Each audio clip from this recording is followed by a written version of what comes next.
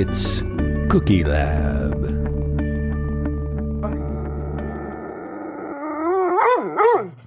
Hi, and welcome to Cookie Lab. I'm Jill. And I'm Chris. And Jill, welcome back from jolly old England. Yes, I brought a treat.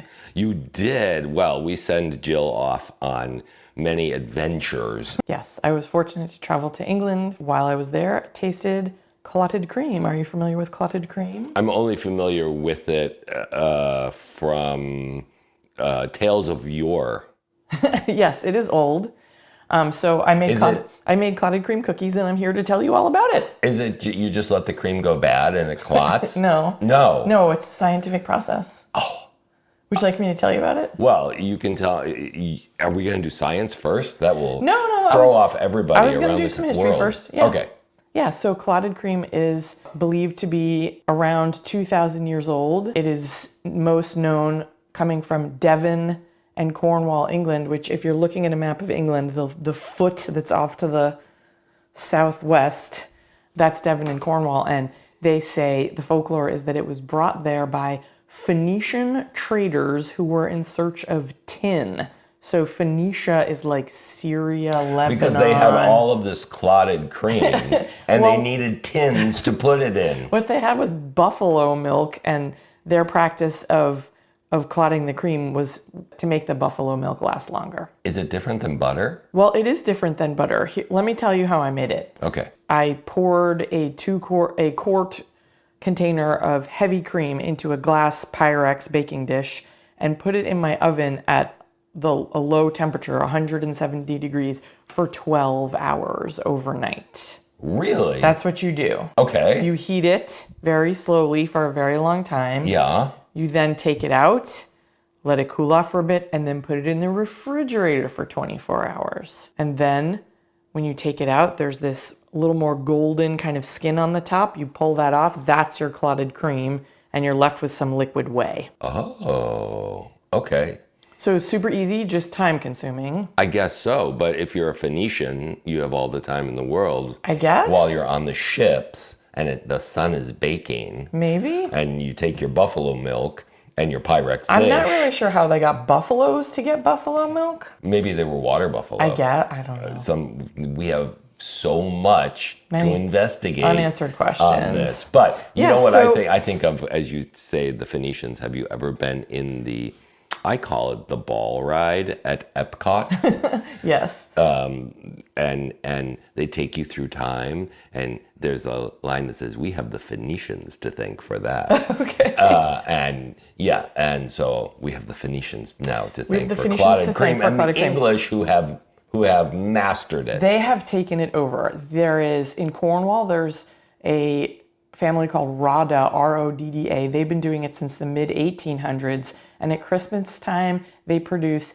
25 tons of clotted cream per day. Per day? Per day. Wow, that's a lot of buffalo milk. The monks of Tavistock Abbey in the 14th century, and I forget whether that, I think it's in Devon, because they had been sacked by Vikings. Okay. And the Ordulf, the Earl of Devon, wanted to help them rebuild, so they got local Devonshire people, and to thank them, the monks served them bread and clotted cream and preserves. So that's kind of the first, that's the first at least cookie. how far back that we can talk about what they do now, which is like fruited scones. They call it cream tea. And there's a big controversy, of course. Oh, we love a controversy. The controversy is whether you put your clotted cream first and then your jam, or your jam first and then your clotted cream. Oh, and I think people would, fight to the death over this. In Cornwall, their idea is that it's cream, and you wouldn't put cream under your fruit. You would pour it over your fruit. But in Devon, they're like, no, it's butter, and you wouldn't put butter on top of your fruit, so they'd put the cream on the scone and then the fruit.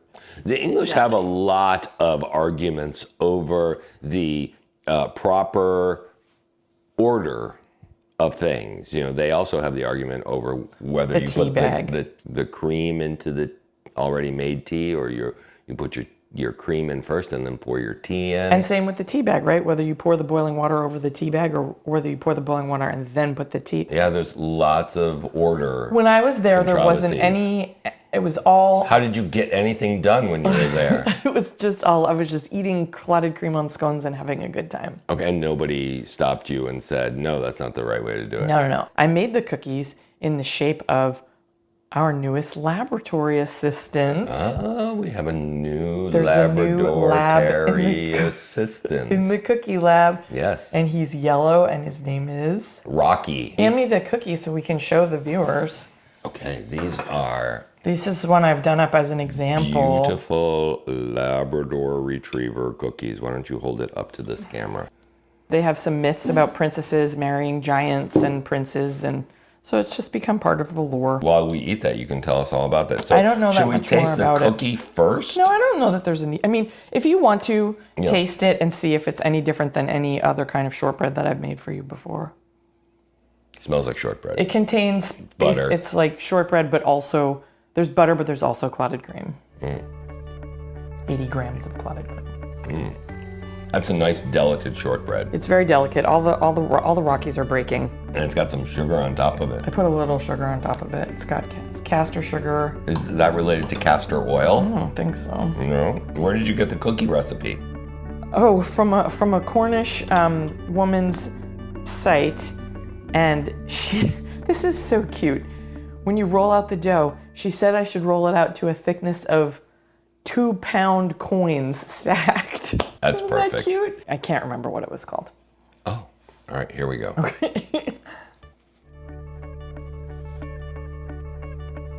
Oh. The cream is very nice. And there's a triple berry preserve that goes with it. I just found that in my basement. This is just so easy to go down. I'm gonna try it with just the cream, Okay. because I've tried it with just the cookie. I can't believe that this is just made by baking it and refrigerating it.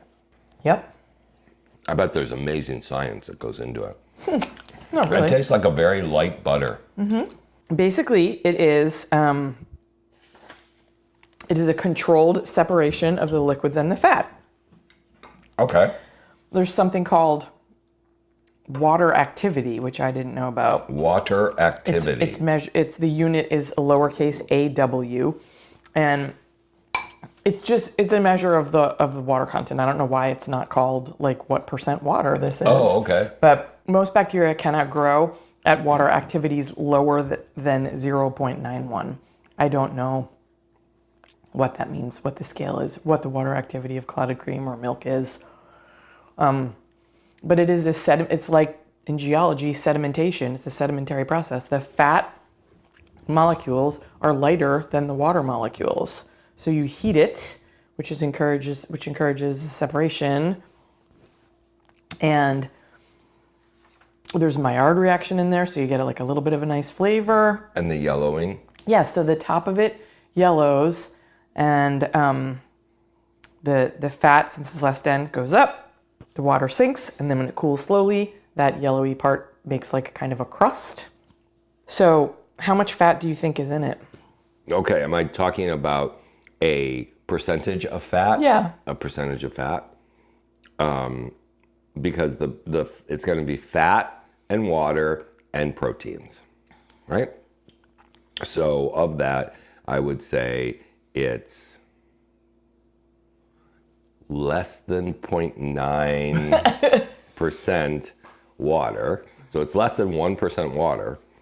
And No, you're making that up. That it's doesn't. less than, it's 2% protein. So I would say it is 97% fat. It's not quite that much. Oh. It's actually lower than butter. Butter is 80%. Okay. This is minimum of 55. It can go like 55 to 64. Oh. And then heavy cream is 36 to 40. Light cream is 18 to 30. Whole milk 3.25. So you can make clotted cream from any of those things? No. Or that's the percentage of butter fat In each of those things. Yeah. So it's less fatty than butter, but fattier than cream and certainly milk. Yeah, because you've taken away some of the liquid. Yeah. Less water also slows enzymatic reactions in the fluid. So it's just those Phoenicians, either they knew what they were doing or they were lucky, but it is a way to preserve to make your dairy product last longer. That's fantastic. You know, we were just having a conversation this morning that our milk seems to be going bad much faster. Maybe you want than to just make it into clotted. has in the past. And so I'm just going to get cream, clot it, Yeah. and then the kids can have that on their Fruity cereal. Pebbles in the morning. Yeah, that sounds actually kind of awesome. Nowadays, they also are able to use centrifuges. So I'm not really sure what they're doing over there at the Rada plant where they make 25 tons of it. It could be there could be some heating, cooling, and there could also be some centrifuges at work. Get that water spinning right Spin out it right of there. out, yeah. Yeah, like your dryer. Or your KitchenAid mixer. Yeah.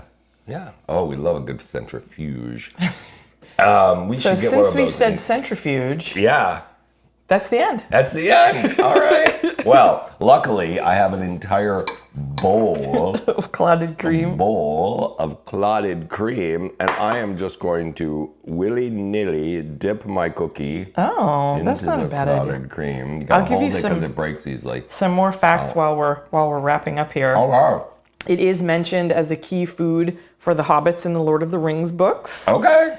And when the old-timey people were making it, like in the monk time, they used cold, wet hands to remove Oh, sure. the skin on top. I used an offset spatula.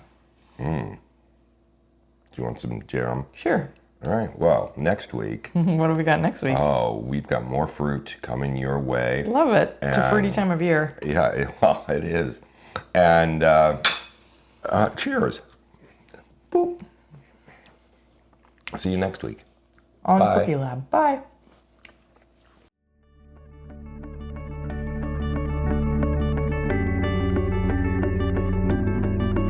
It's Cookie Lab.